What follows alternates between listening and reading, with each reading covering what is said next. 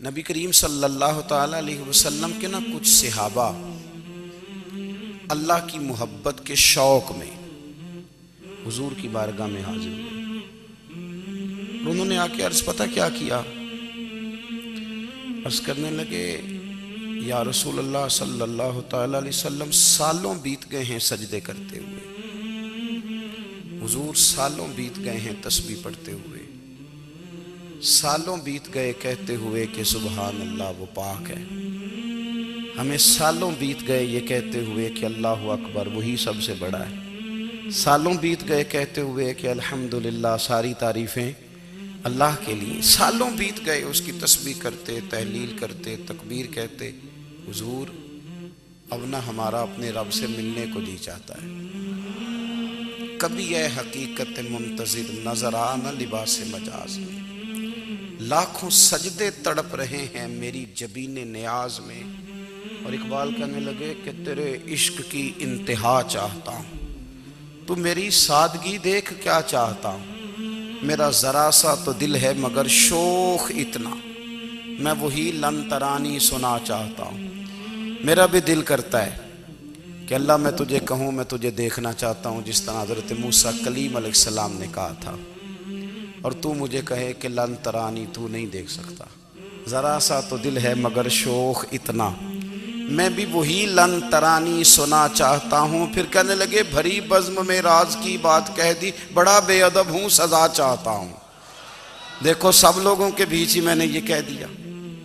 میرے عزیز صحابہ نا شوق میں، کتنے سارے لوگ ہیں آپ، کتنی ماشاءاللہ بڑی تعداد میں آپ آئے ہیں، ہم بھی کبھی اس شوق میں گئے ہیں کہ ہمارے رب کو دیکھنے کو دل چاہتا ہے، ہمارا جی چاہے وہ کبھی ہمیں ملے، ہم کبھی اس کی زیارت کریں، اس کی بارگاہ کرم میں ہم حاضر ہوں۔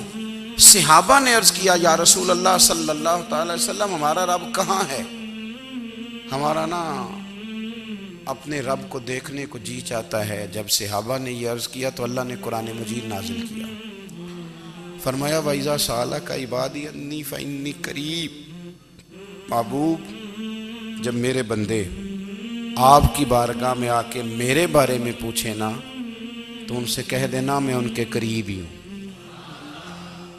قریب ہی ہوں۔ دلیل کیا ہے؟ آئی اذا دان، یہ جب بھی مجھ سے دعا مانگیں گے میں ان کی دعاؤں کو قبول فرماؤں گا، میں ان کے قریب ہوں، میں ان کے قریب ہوں، یہ جب بھی دعا مانگیں گے نا میں قبول کروں گا، میں ان کے قریب ہوں۔ اللہ تبارک و تعالیٰ کے بندے اللہ سے محبت کرتے، رب کی بارگاہ میں جھکتے، اس کو اپنے دکھ سناتے، اس کے پیارے محبوب صلی اللہ تعالیٰ علیہ وسلم کا وسیلہ لے کے اس کے حضور حاضر ہو جاتے، پیشانیاں سجدوں سے روشن ہوتی۔ ہم نا ہر چیز کے لیے وقت نکالتے ہیں، ہر چیز کے لیے، لیکن عبادت کے لیے وقت نہیں نکالتے۔ ہر شے آباد ہے، ہر شے، ہماری فیس بک بھی آباد ہے، واٹس ایپ بھی آباد ہے، ہمارے ٹویٹر بھی آباد ہیں، ہماری ہر چیز آباد ہے، سب سے کم آباد ہمارا مصلی رہ گیا ہے، سب سے کم۔ وہ لوگ اب ڈھونڈنے سے ملتے ہیں جن کی بغل میں مصلی ہوتا تھا۔ میرے بھائی آپ کتنا کو دنیا کے پیچھے بھاگو گے تھکا دے گی، کتنا دولت کے پیچھے بھاگو گے تھکا دے گی، آپ جب اپنی زندگی میں جمع تفریق کرو گے نا تو مرتے وقت احساس ہوگا کہ سارا کچھ تو لوگوں کے لیے کیا، اپنے لیے تو کر ہی کچھ نہیں سکے۔ اور ہم عبادت کے معاملے میں بہانے بازی بھی کرتے ہیں، ہم کہتے ہیں اوہو رزق کمانا بھی تو عبادت ہی ہے نا، تو میں حلال روزی کے لیے جا رہا ہوں یہ بھی تو عبادت ہے نا۔ میری طرح کے لوگ کہہ دیتے ہیں کہ میں سویرے اٹھ کے مدرسے میں کچھ اسباق دیکھتا ہوں تو یہ بھی تو عبادت ہے، میں بیان کرنے کے لیے مطالعہ کرتا ہوں تو یہ بھی تو عبادت ہے نا، اتنے لمبے سفر کر کے ملک میں دنیا میں گھومتا ہوں تو یہ بھی تو میں عبادت ہی کر رہا ہوں۔ اب اسپیشل نفلوں کے لیے وقت کس طرح نکلے، اسپیشل کر کے تسبیح میں کیسے چلاؤں، میں سارا کچھ ہم بہانے بنا لیتے ہیں نا۔ میرا سوال یہ ہے کہ یہ ساری باتیں صحابہ کو، نبی کریم کو، دیگر لوگوں کو بھی تو پتہ تھی نا، لیکن آپ غور تو کریں 23 سال حضور کو وقت ملا، مختصر وقت ظاہراً تبلیغ کرنے کے لیے، پوری دنیا میں دین بھی پھیلانا ہے، گھر میں 11 ازواج ہیں، 4 بیٹیاں ہیں، ان کی اولادیں، سارے کام کاج بھی دیکھنے، لیکن سیدہ طیبہ طاہرہ حضرت عائشہ صدیقہ رضی اللہ تعالیٰ عنہ فرماتی ہیں سارا دن تبلیغ کرتے، ہر غلام کے دکھ سنتے، گھر میں آتے تو اپنے گھر والوں کا خیال کرتے، کام میں ہمارا ہاتھ بٹاتے، قربان جاؤں، کہتی ہیں زمانہ سارا سو جاتا لیکن آمنہ کے لال مصلی بچھا لیتے۔ دنیا سو گئی ساری، سب سو گئے، جو خدام تھے، وہ جو غلام تھے، وہ سو گئے۔ صحیح مسلم میں لفظ ملیں گے، سیدہ پاک فرماتی ہیں او میرے نبی کے غلاموں، میں نے یہ رنگ بھی دیکھا ہے کہ حضور نے اتنا کھڑے رہے، اتنا قیام کیا، اتنا قیام کیا کہ مقدس پیروں میں ورم آ گئے، سوج گئے پیر، اتنے بڑے۔ دل پہ ہاتھ رکھ کے نہیں بتا سکتا کہ میرے کبھی نماز میں پیر سوج گئے، کوئی نہیں بتا سکتا۔ بچوں کی روٹی کماتے تھک گئے بات الگ ہے، ہم سیر کرنے گئے تو تھک گئے بات الگ ہے، لیکن عبادت میں یہ بھی تو مسلم شریف ہے نا، یہ بھی تو دین ہے نا، یہ بھی تو حضور کی سنت ہے، یہ بھی تو وہ چیز ہے جو کریم کی آنکھوں کی ٹھنڈک ہے۔ سیدہ فرماتی ہیں پیروں میں ورم آ گئے، اور ساری رات ہی حضور نے نماز پڑھی اور ایک ہی آیت بار بار دہرائی۔ مسجد نبوی میں بلال حبشی نے فجر کی اذان دے دی اور حضور ابھی مصلی پہ تھے، کریم فارغ ہوئے، میں نے عرض کی یا رسول اللہ صلی اللہ علیہ وسلم، آپ کے تو صدقے اللہ اگلے پچھلوں کے گناہ معاف کرے گا، تو آپ اتنی آہوزاری کیوں فرماتے ہیں؟ آپ تو شفیع ہیں، آپ تو انبیاء کے امام ہیں۔ تو حضور نے فرمایا عائشہ تم نے گنوایا ہے نا میرے اللہ کی مجھ پر کتنی رحمت ہے، افلا اکون عبدا شکورا، فرمایا اگر اس نے اتنی نعمتیں دی ہیں تو کیا میں اس کا شکر گزار بندہ نہ بنوں؟ میں شکر گزار بندہ نہ بنوں اس کا؟ پھر اگر اتنی نعمتیں اس نے دی ہیں، مجھے اتنا نوازا ہے، تو پھر میں اس کے سامنے سجدے نہ کروں؟ او میرے بھائی، بڑے قابل فخر لوگ ہیں ہم کہ ہم نبی پاک کے غلام ہیں، ہم قابل فخر ہیں کہ نبی کریم کے غلام ہیں۔ کیا کبھی اس غلامی کے شکرانے میں بھی 2 نفل پڑھے؟ یا اللہ تیرا شکر ہے تو نے ہمیں حضور کا غلام بنایا ہے۔ یاد رکھیں کہ اپنی روحانی زندگی کو آباد کریں، استغفار پڑھیں، تسبیحات کریں۔ حضرت عبداللہ ابن عمر رضی اللہ تعالیٰ عنہ حضرت عمر کے صاحبزادے، مکہ مکرمہ میں ان کی قبر ہے۔ میں نے جب انہیں پڑھا تو مجھے ان سے بڑا پیار ہو گیا، لیکن آپ کو پتہ ہے وہاں جا کے کسی شخص کا مزار تلاش کرنا یا پوچھنا ایک مشکل کام ہوتا ہے۔ تو ایک دفعہ میں مکہ شریف میں حاضر تھا، تو ایک گاڑی والا ڈرائیور مجھے کہنے لگا کہ مولانا میں آپ کو جانتا ہوں، مجھے آپ سے محبت ہے، ایک بات بتاؤں آپ کو؟ میں نے کہا بتاؤ۔ کہنے لگے حضرت عبداللہ ابن عمر کی قبر دیکھنی ہے۔ میں نے کہا یہ تو نہیں کہہ رہا، یہ کسی نے بندوبست کرایا ہے، یہ اللہ نے تیرے دل میں بات ڈالی ہے، یہ ہو گیا تو لے چل مجھے۔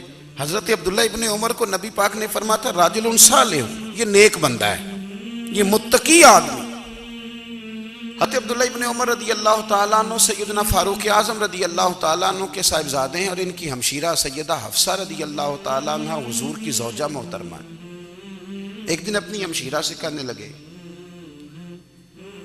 کہ نبی کریم صلی اللہ تعالیٰ علیہ وسلم گھر میں آئے نا، اور اگر حضور غم امت میں پریشان نہ ہوں، طبیعت کو حشاش بشاش دیکھو، تو ذرا پوچھنا تو صحیح حضور کا میرے بارے میں کیا خیال ہے، پوچھنا تو صحیح کہ کریم کی بارگاہ میں میرا کیا مقام ہے، میرے بارے میں حضور کیا فرماتے ہیں۔ اب بہن کو کام بتائے اور بتائے بھی بھائی، اور پھر بہن وہ کام نہ کرے، یہ تاریخ میں ہوتا نہیں۔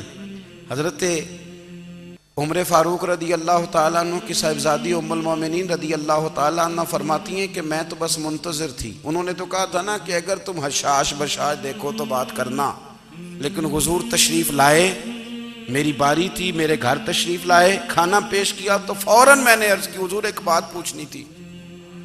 تو حضور نے فرمایا پوچھئے۔ میں نے عرض کی حضور میرے بھائی عبداللہ ابن عمر کے بارے میں آپ کا کیا خیال ہے؟ نوجوانوں میری بات پہ غور کرنا، میرے بھائی کے بارے میں آپ کا کیا خیال ہے؟ نبی کریم صلی اللہ تعالیٰ علیہ وآلہ وسلم نے میری طرف دیکھا اور پھر حضور زیر لب تھوڑا مسکرائے. اور بریلی کے امام کہتے ہیں کہ حضور مسکرا دیتے تھے نا تو جو بڑا دکھی ہوتا تھا وہ بھی ہنس پڑتا تھا. اب سوال پیدا ہوتا تھا کہ پھر تو اس مسکراہٹ کے لیے انتظار کرنا پڑتا ہوگا کئی مہینے کہ حضور مسکرائیں تو رونے والے ہنسیں. تو اعلیٰ حضرت فرماتے ہیں نہیں، انتظار نہیں کرنا پڑتا، یہ مسکراتے رہنا تو حضور کی عادت ہے. جس کی تسکین سے روتے ہوئے ہنس پڑے اس تبسم کی عادت پہ لاکھوں سلام. یعنی یہ تو عادت ہے حضور کی مسکراتے رہنا، اس کے لیے انتظار نہیں کرنا پڑتا. بھائیو آپ خیال رکھیں گے، غور کریں گے. حضرت عبداللہ ابن عمر رضی اللہ تعالیٰ عنہ کے بارے میں پوچھا تو سیدہ فرماتی ہیں کہ نبی کریم صلی اللہ تعالیٰ علیہ وسلم نہ زیر لب مسکرائے اور فرمایا حفصہ تیرا بھائی ہے تو اچھا، لیکن میں نے سنا ہے کہ عشاء کی نماز پڑھتا ہے تو فجر تک سویا ہی رہتا ہے. او نوجوانوں، 10 بجے تک سونے کی بات نہیں ہوئی، 9 بجے تک سونے کی بات نہیں ہوئی، 11 بجے اٹھنے کی بات نہیں.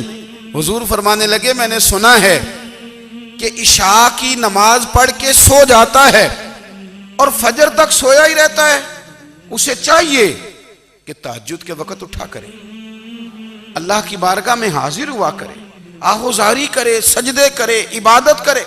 اٹھتا ہے اور فجر میں جا کے اٹھتا ہے. حضرت جناب حفصہ رضی اللہ تعالیٰ عنہ کہتی ہے میں نے جناب عبداللہ ابن عمر کو پیغام دیا اور میں نے کہا میرے جوان بھائی سن. نبی پاک نے فرمایا ہے تو اچھا پر تہجد میں نہیں اٹھتا، نفل نہیں پڑھتا. او میری ملت کے جوانوں، مزہ نہیں آ جاتا جب ساری دنیا سوئی ہو، ساری دنیا، اور بستر بھی گرم ہو اور نیند بھی پورا غلبہ کر رہی ہو، اور اچانک گھنٹی بجے دماغ میں، آنکھ کھلے، گھڑی پہ نظر پڑے، 3:30 4 بجے کا پیغام گھڑی بتائے، اور کوئی چڑھتی جوانی والا اٹھ کے وضو کرے، اور جب وہ مصلی کھول کے بچھائے تو مدینے والے محبوب کہتے ہیں کہ ہر نماز پہ رب ثواب دیتا ہے، اور جو اٹھ کے تہجد کی نماز پڑھے اسے دیکھ کے تو رب مسکراتا ہے. جو اس کی شان کے لائق ہے، جو اس کی شان کے لائق، وہ مسکراتا ہے، خوش ہوتا ہے کہ میرا بندہ تہجد میں اٹھ گیا، وہ مسکراتا ہے. کاش ہماری صبحیں کبھی اپنے مالک کے نام ہو جائیں. کاش کے صبح. حضرت ابو الحسن رحمۃ اللہ تعالیٰ علیہ حضرت معاذ ابن جبل رضی اللہ تعالیٰ عنہ کے پاس بیٹھا کرتے تھے. فرماتے ہیں ان سے جو پیار بڑھا تو پھر میرا مصلی سے بھی بڑھ گیا. تابعی ہیں. فرماتے ہیں صحابی رسول سے محبت ہوئی تو ذکر سے بھی ہو گئی، پھر درود شریف سے بھی ہو گئی. محبت ان سے بڑھی تو پھر اللہ نے مسجد کا پیار بھی بڑھا دیا. آپ فرماتے ہیں کہ میری ہر وقت طبیعت چاہتی تھی کہ بس اللہ اللہ کروں، بس اللہ اللہ کروں، بس نہ میں ذرا تھوڑی جان چھڑاؤں لوگوں سے، کوئی 10 منٹ ملے تو میں کچھ 4 نفل پڑھ لوں، میں تھوڑا سا نہ بچوں لوگوں سے، اور مجھے تسبیح ملے تو میں نہ کچھ 400-500 دفعہ استغفار پڑھوں، سبحان اللہ، الحمدللہ، اللہ اکبر، لا حول ولا قوت الا باللہ، میں نہ تسبیحات پڑھوں. فرماتے ہیں کہ بچے تھے گھر میں 6-7، غربت تھی، کام ملتا کوئی نہیں تھا، اور میں کام چور نہیں تھا، کام ڈھونڈتا تھا، پر اللہ کی قدرت کے کام نہیں ملتا تھا.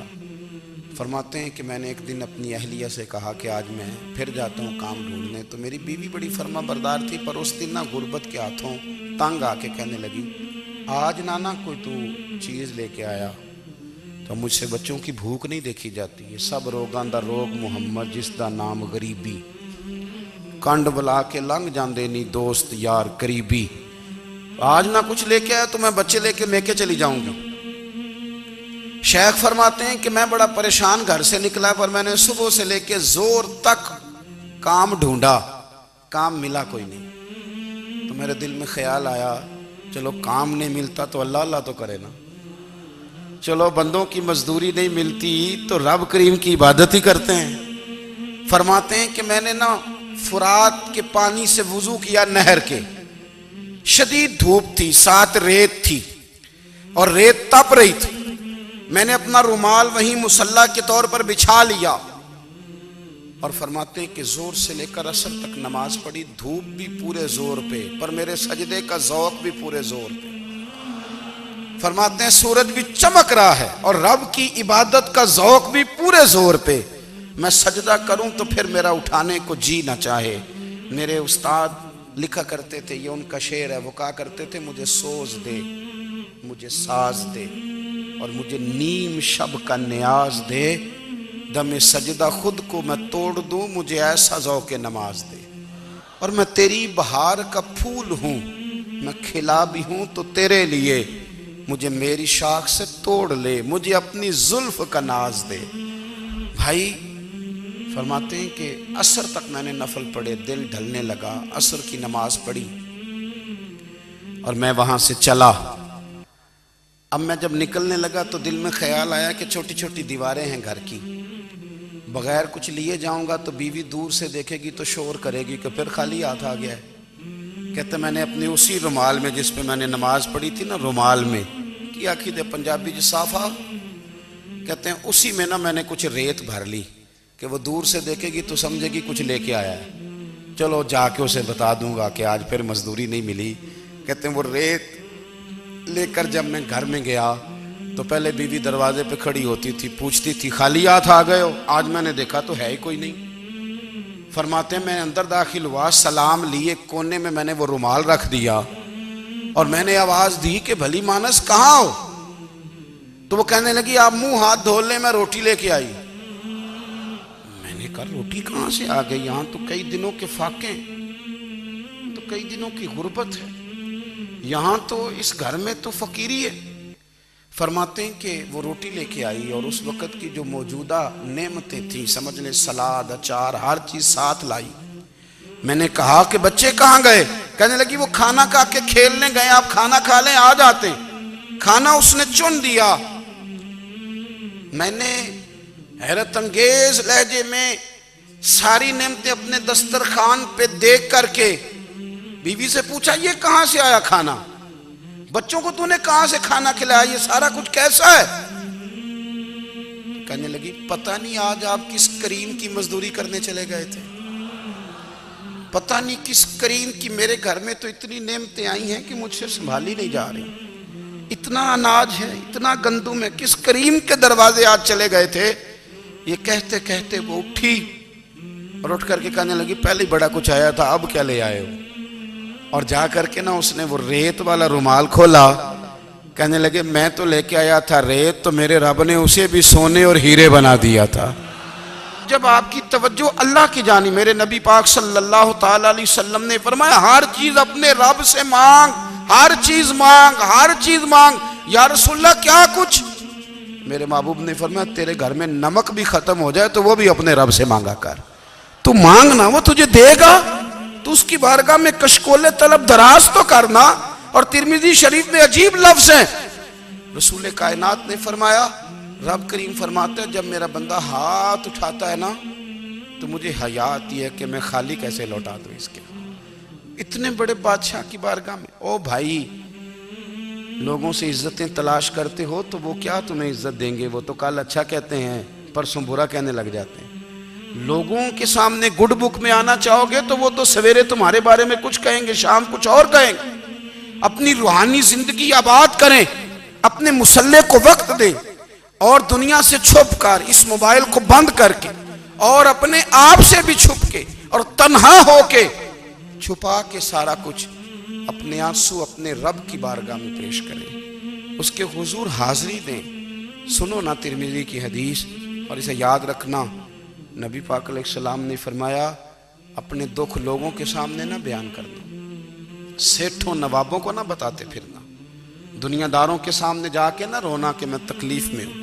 فرمایا اگر دنیا داروں کو دکھ بتاؤ گے رب تمہیں کبھی غنی نہیں کرے گا، اور لوگ ہیں کہ الٹا مذاق اڑائیں گے۔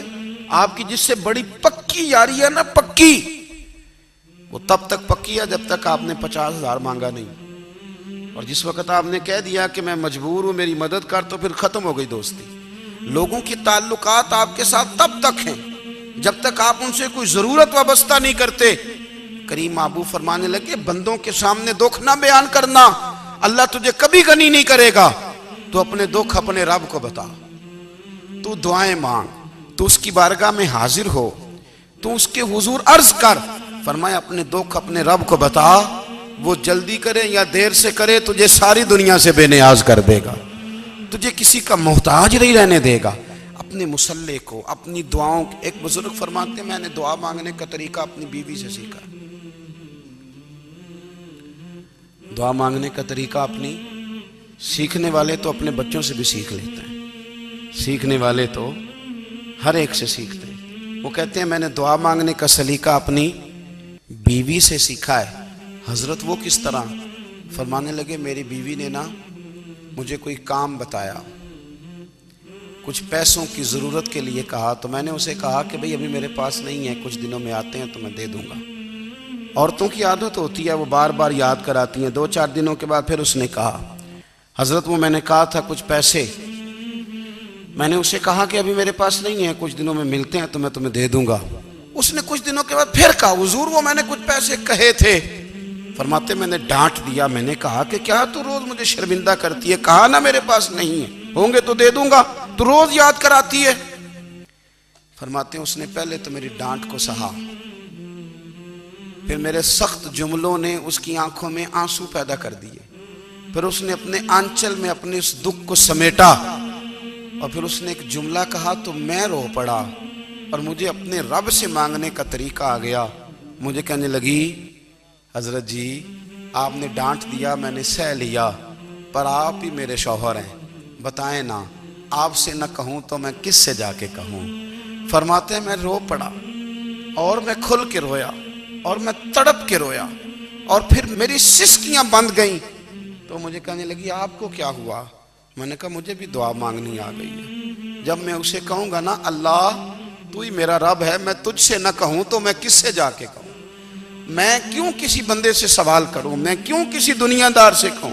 میں تیرے بندوں کا، نیک بندوں کا وسیلہ لے کے، تیرے محبوب کی غلامی لے کے تیری بارگاہ میں آیا، تجھ سے نہ مانگوں تو کس سے مانگوں؟ سمجھ آ گئی ہے جب میں اس رنگ میں مانگوں گا تو پھر رب میرے اوپر بڑا ہی فضل فرمائے گا، وہ میرے اوپر بڑی رحمت کرے گا، وہ میرے لیے آسانیاں کرے۔ عزیز دوستو ہم اس طرح کرنے لگ گئے ہیں کہ ہم نے نا اپنے تعلقات پر اعتماد کرنا شروع کر دیا ہے۔ میرے تعلقات بہت ہیں، ہم نے اپنی دولت پر اعتماد کرنا شروع کر دیا ہے، میرے پاس دولت بہت ہے۔ ہم نے اپنے علم پر، اپنی شہرت پر اعتماد کرنا شروع کر دیا ہے کہ میرے پاس فلاں چیز بہت ہے۔ یاد رکھنا جب بے نیاز اپنی صفت بے نیازی دکھاتا ہے تو بڑی بڑی دولتوں والے مجبور نظر آتے ہیں۔ بھائیو جب انسان کا رشتہ اپنے مالک کے ساتھ ہوتا ہے پھر تو غم بھی کچھ نہیں کہتے، پریشانیاں بھی کچھ نہیں کہتی، پھر تو زندگی صبر والی، پھر تو زندگی توکل والی، پھر تو زندگی بھروسے والی، پھر انسان اپنے آپ کو رسوا نہیں کرتا، دنیا داروں سے امیدیں اس کی ختم ہو جاتی، امیدیں اللہ رسول سے لگا لیتا ہے، مضبوط ہو جاتا ہے، مضبوط طاقتور ہو جاتا ہے، خوددار ہو جاتا ہے، باوقار باعزت ہو جاتا ہے۔ حضرت بہلول دانا رحمت اللہ علیہ بیٹھے تھے تو ہارون رشید حج کر کے آ رہا تھا، تو رستے میں حضرت شیخ سے ملاقات ہو گئی تو السلام علیکم کے بعد کہنے لگا حضور کوئی حکم ہو تو بتائیے گا۔ تو حضرت بہلول دانا فرمانے لگے تیرا رب کون ہے؟ اس نے کہا اللہ۔ تو فرمایا میرا کون ہے؟ کہا اللہ۔ فرمانے لگے تو بڑا ہی بیوقوف ہے، کیا تو یہ سمجھتا ہے کہ رب ہارون رشید کو تو دے گا اور بہلول دانا کو بھول جائے گا؟ تیرا بھی وہی رب ہے، میرا بھی وہی رب ہے، اس نے اگر تجھے دے کے آزمایا ہے تو ہو سکتا ہے مجھے نہ دے کے آزما رہا ہو، جب اس کی حکمت کے تقاضے ہوں گے تو عطا کرے گا اور دے گا، تو جا اپنا کام کر۔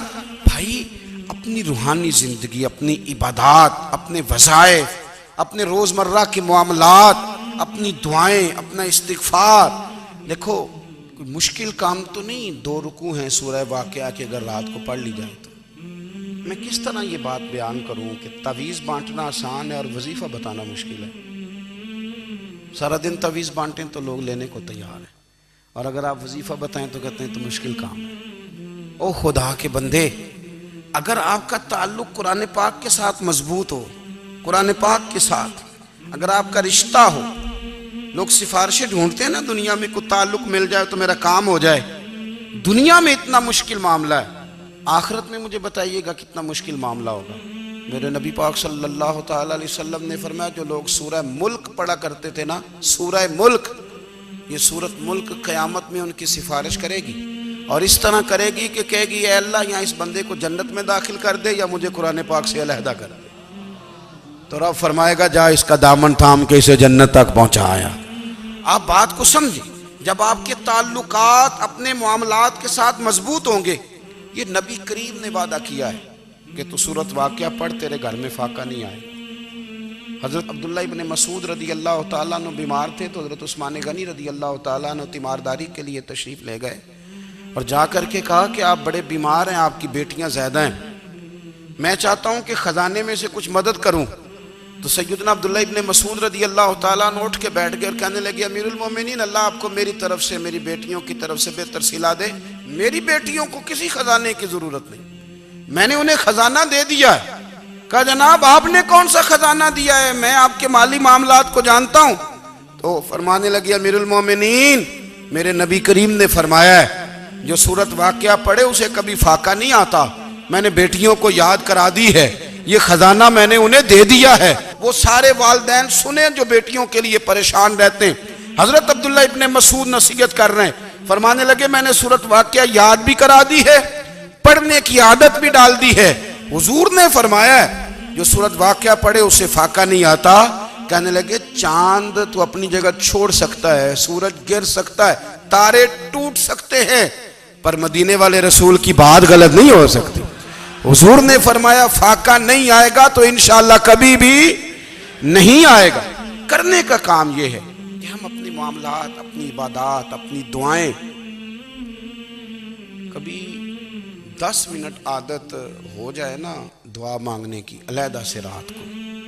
حضور نے فرمایا جو فرض نماز کے بعد دعا مانگے اللہ اس کی قبول کر لیتا ہے۔ نبی پاک صلی اللہ تعالی علیہ وسلم نے فرمایا اللہ مسافر کی دعا قبول فرماتا ہے۔ حضور نے فرمایا اللہ مظلوم کی دعا قبول فرماتا ہے۔ حضور نے فرمایا بیمار سے دعا کراؤ اللہ اس کی دعا قبول فرماتا ہے۔ میرے نبی پاک نے فرمایا ماں باپ جب بھی اولاد کے لیے ہاتھ اٹھائیں، ویسے تے بلے شاہ تو آسمانی اڈدیاں ہی پھڑ دیں، جڑا گھر بیٹھا انہوں پڑھیا ہی نہیں۔ حضور فرمانے لگے ماں باپ جب بھی اولاد کے لیے دعا فرمائیں اللہ ان کی دعا کو قبول کرتا ہے۔ آپ اپنا تعلق بنائیں، دعا کے ساتھ، عبادت کے ساتھ، مصلی کے ساتھ رشتہ بنائیں، استغفار پڑھیں۔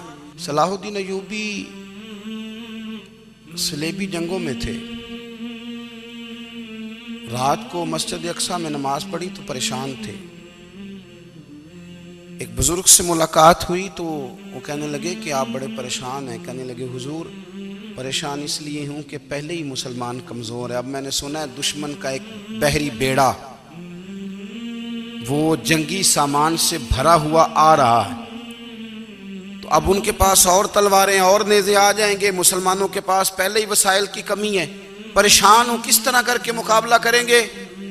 یہ بات کہتے ہی صلاح الدین ایوبی نے بزرگوں سے کہا حضور آپ بھی دعا کرنا، دعا کی بڑی طاقت ہے۔ میرے نبی پاک نے فرمایا دعا مومن کا ہتھیار ہے، دعا مومن کا۔ حضور نے فرمایا تقدیر کو سوائے دعا کے کوئی چیز نہیں بدل سکتی، دعا مومن کا ہتھیار ہے، یہ کافر کے پاس کوئی نہیں، یہ ہتھیار ہے مومن کا۔ اللہ کرے آپ کو سمجھ آئے، پھر سنیں کئی بار کہہ چکا ہوں یہ ہتھیار ہے۔ کافر کے مقابلے میں جو تیرے پاس سب سے بڑا ہتھیار ہے وہ دعا ہے۔ دعائیں کرانی چھوڑ دی، کرنی چھوڑ دی، لینی چھوڑ دی۔ حضرت سیدنا انس بن مالک رضی اللہ تعالیٰ عنہ فرمایا کرتے تھے میں نے وہ رنگ دیکھا ہے جب حضور دعا مانگتے تھے اور حضور کی مقدس آنکھوں میں آنسو بھی ساتھ ہی بہا کرتے تھے، میں نے وہ انداز دیکھا۔ تو صلاح الدین ایوبی بزرگ سے کہنے لگے آپ بھی دعا کیجئے، اور خود رونے لگے اور سر سجدے میں رکھ کے رونے لگے، اور عشاء سے لے کر فجر تک روئے، خوب روئے۔ صبح وہ بزرگ آئے تو صلاح الدین ایوبی کا خوبصورت اور ہنستا ہوا چہرہ دیکھا، کہنے لگے آپ بڑے خوش ہیں، رات تو میں نے بڑے روتے ہوئے دیکھا تھا۔ تو کہنے لگے حضور وہ جو بحری بیڑا آ رہا تھا نا وہ پانی میں ڈوب گیا ہے، اب وہ نہیں آ رہا، ابھی خبر آئی ہے تو میں بڑا خوش ہوں۔ بزرگ کہنے لگے اٹھ سینے سے لگ، اور سن ایک بات، وہ بحری بیڑا پانی میں نہیں ڈوبا، وہ تیرے آنسوؤں میں ڈوب گیا ہے۔ وہ جو تو رات رویا ہے نا رب کریم کی بارگاہ میں، تو وہ ڈوب گیا ہے۔ بھائی اپنا مصلی کا، عبادت کا، وظائف کا، اللہ اللہ کا سلسلہ اس کو مضبوط کریں، اپنی دعاؤں کے تعلق کو مضبوط کریں۔ دعائیں بڑے انقلاب برپا کر دیتی ہیں۔